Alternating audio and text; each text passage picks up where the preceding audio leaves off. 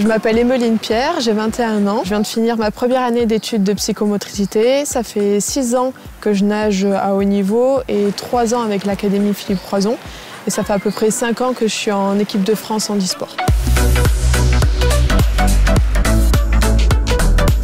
J'ai toujours fait beaucoup de sport et j'ai eu un accident justement de gymnastique artistique à l'âge de 13 ans où j'ai eu une luxation du coude droit. Et c'est un chirurgien par la suite qui m'a raté et du coup j'en ai gardé quelques séquelles. Et c'est par la suite en fait en continuant la natation avec des valides qu'on m'a redirigée vers le handisport. Et les jeux, c'est vrai que c'est quelque chose que tout sportif rêve de faire. Moi je suis rentrée sur Vichy l'année des Jeux de Rio. Donc j'ai vu Théo participer à ses premiers Jeux l'année où je suis rentrée.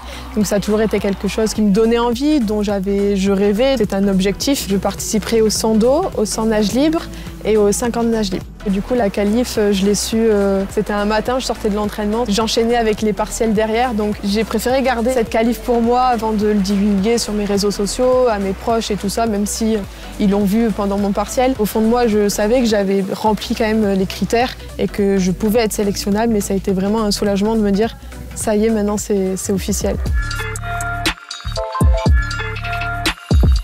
Personnellement, je ne me suis pas fixé d'objectif précis pour justement éviter de me mettre une trop grosse pression sur les épaules. Mon objectif, c'est de me faire plaisir, profiter à fond de ces jeux-là que j'attends depuis hyper longtemps.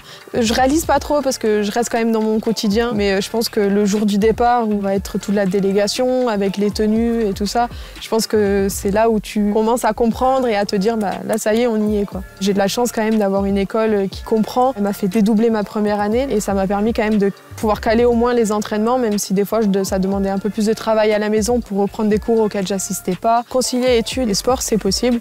Après, des fois, c'est compliqué. Mais pour l'instant, c'est toujours passé. On a déjà vu plein de sportifs réussir à avoir des diplômes et à faire du sport de haut niveau. Donc oui, c'est possible. Je pense qu'on est tous fiers du parcours d'Emeline. C'est impressionnant. On voit que ce qu'on fait à l'entraînement, si on s'en donne les moyens, ça peut payer un jour. Il y a un objectif derrière qui devient de plus en plus réel. Ça donne envie de réussir, de lui ressembler, d'avoir un parcours comme le sien. Ça nous prouve que si elle a réussi, on peut réussir aussi. Moi, pour l'entrée à l'académie, ça m'a motivé et je pense que ça va être un grand exemple à suivre. Sa carrière ou son début de carrière en tout cas. De connaître une personne qui va au jeu aussi, c'est un honneur. De se dire que peut-être que ça peut aussi nous arriver à nous plus tard. C'est vrai que les coéquipiers de l'académie, ils apportent beaucoup parce que même sur des championnats, ils sont toujours là à t'envoyer des messages et ils m'ont suivi sur tous mes déplacements. C'est tout un entourage. Sans toutes ces personnes, j'arriverais à rien faire. Sans l'académie, sans une structure qui puisse te permettre tout ça, je pense que ça serait impossible de réaliser ce que je fais à l'heure d'aujourd'hui.